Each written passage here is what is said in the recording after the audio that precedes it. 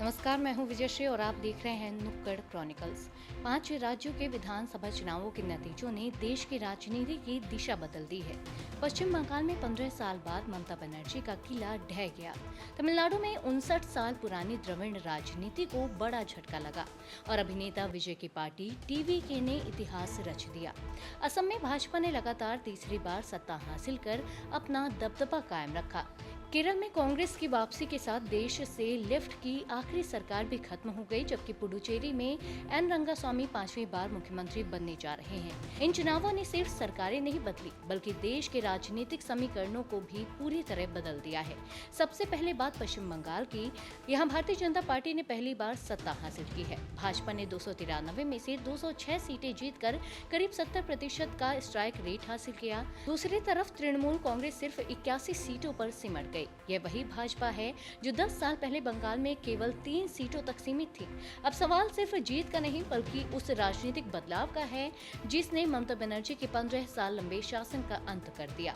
इस चुनाव की सबसे बड़ी बात रही कि भाजपा ने बिना मुख्यमंत्री चेहरे के चुनाव लड़ा।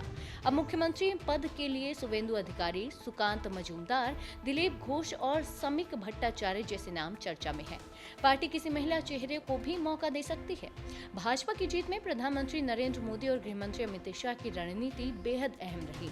मोदी ने 242 सीटों पर प्रचार किया और उनमें से 184 सीटों पर भाजपा को जीत मिली। यानी जहां मोदी पहुंचे वहां पार्टी का स्ट्राइक रेट 76% रहा। बंगाल में भाजपा ने उत्तर से दक्षिण तक मजबूत प्रदर्शन किया। दक्षिण बंगाल, जिसे टीएमसी का गढ़ माना जाता था, वहां भाजपा ने 33 सीटें जीती। नॉर्थ 24 परगना में भाजपा को 18 सीटें मिली। जंगल महल, मालदा और नॉर्थ बंगाल में भी पार्टी ने बड़ी बढ़त बनाई। बंगाल चुनाव में मतदाता सूची संशोधन यानी SIR भी बड़ा मुद्दा बना। करीब 91 लाख वोटरों के नाम हटाए गए। आंकड़ों के मुताबिक आबादी के अनुपात में मुस्लिम वोटरों के नाम ज्यादा कटे, जिससे कई सीटों पर समीकरण बदल गए। भाजपा ने चुनाव में पन्ना प्रमुख रणनीति पर जोर दिया। 44,000 से ज्यादा बूथों को मजबूत, केंद्रित और कमजोर श्रेणियों में बांटा गया। हर पन्ना प्रमुख को 30 से 60 मतदाताओं की जिम्मेदारी दी गई। भाजपा ने महिलाओं के लिए 3,000 रुपए की योजना और 7वें वेतन आयोग को लागू करने का वादा भी किया। अब बात तमिलनाडु की, जहां अभिनेता थलपति विजय की पार्टी टीवीके ने सबसे बड़ा राजनीतिक उलटफेर किया। केवल 2 साल पुरानी पार्टी ने 108 सीटें जीत ली। यह संख्या डीएमके और AIADMK दोनों की कुल सीटों से भी ज्यादा है। 1967 के बाद पहली बार तमिलनाडु में ऐसी सरकार बनने जा रही है जिसमें ना डीएमके होगी और ना AIADMK।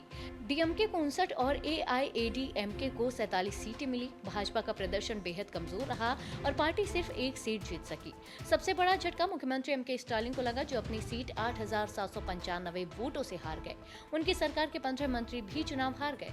हालांकि उनके बेटे उदयनिधि स्टालिन अपनी सीट बचाने में सफल रहे। तमिलनाडु में विजय की पार्टी का असर उत्तर और तटीय इलाकों में सबसे ज्यादा दिखाई दिया। राजनीतिक विश्लेषकों का मानना है कि विजय ने युवाओं, पहली बार वोट देने वालों और फिल्मी लोकप्रियता को राजनीतिक समर्थन में बदल दिया। उन्होंने खुद को पारंपरिक द्रविड़ राजनीति के विकल्प के रूप में पेश किया। यही कारण है कि जनता ने 50 साल पुरानी राजनीतिक व्यवस्था को चुनौती देते हुए अब इस नई पार्टी को मौका दिया है। अब चलते हैं असम की ओर, जहाँ हिमंत बिस्वा शर्मा के नेतृत्व में भाजपा ने लगातार तीसरी बार सरकार बनाने का रास्ता साफ कर लिया है। भाजपा ने 89 सीटों पर चुनाव लड़ा और 82 सीटें जीत ली।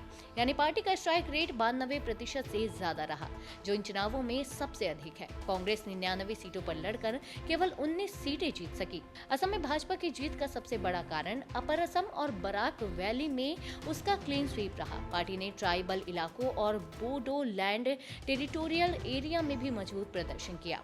खास बात यह रही कि मौजूदा भाजपा सरकार का कोई भी मंत्री चुनाव नहीं हारा। भारतीय राजनीति में यह बेहद दुर्लभ माना जाता है। कांग्रेस सिर्फ लोअर असम के कुछ इलाकों तक सीमित रह गई।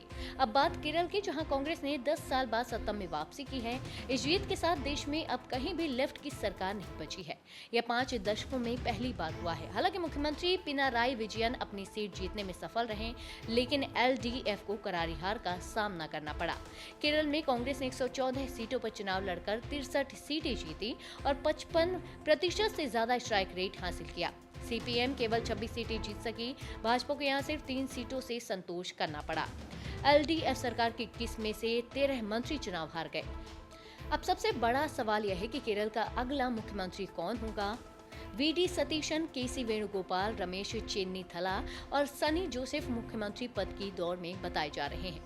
कांग्रेस को उत्तर और दक्षिण केरल में शानदार समर्थन मिला, जबकि इंडियन यूनियन मुस्लिम लीग ने मध्य केरल में अच्छा प्रदर्शन किया। अब बात पुडुचेरी की। यहाँ एन रंगासामी 5वीं बार मुख्यमंत्री बनने जा रहे हैं। उनकी पार्टी AINRC ने 16 में से 12 सीटें जीतकर 75% का स्ट्राइक रेट हासिल किया। भाजपा ने 10 में से 4 सीटें जीती और NDA ने अपनी सत्ता बरकरार रखी। हालांकि रंगासामी सरकार के 2 मंत्रियों को हार का सामना करना पड़ा। तो कुल मिलाकर इन 5 राज्यों के चुनावों ने साफ कर दिया है कि भारतीय राजनीति तेजी से बदल रही है। बंगाल में भाजपा को उभार, तमिलनाडु में विजय की एंट्री, असम में भाजपा की लगातार पकड़, केरल में कांग्रेस की वापसी और पुडुचेरी में रंगासामी की मजबूती आने वाले लोकसभा चुनावों के लिए भी बड़े संकेत दे रही है। इस बार भी जनता ने साफ संदेश दिया है कि जो पार्टी जमीन पर काम करेगी वही जनता का विश्वास जीत पाएगी। आने वाले समय में इन चुनावों के असर राष्ट्रीय राजनीति और 2029 की तैयारियों में भी साफ दिखाई देंगे। आज के लिए बस इतना ही। देखते रहिए नुक्कड़ क्रॉनिकल्स।